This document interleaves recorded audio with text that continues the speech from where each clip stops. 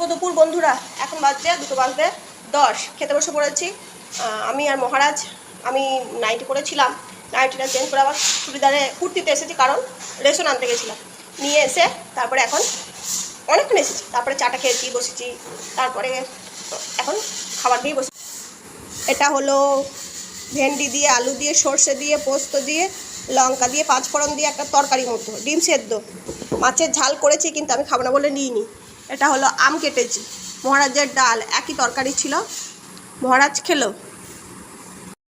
উচ্ছে দিয়ে, আলু দিয়ে, পেঁয়াজ দিয়ে, আলু না, উচ্ছে দিয়ে পেঁয়াজ দিয়ে কাটা ছিল, আর ইচ্ছা করলো না ভাই ভাজতে, নাহলে থাক। আর কোন আলু তরকারি করেছিলাম মুড়ি খাওয়া, সারাদিনই রান্না, তাই ভাবলাম আর থাক, করবো না, ওই জন্য করিনি। আর মাছ করেছি, রাহুল আর শাশুড়ি খেয়েছে, নিয়ে গেল।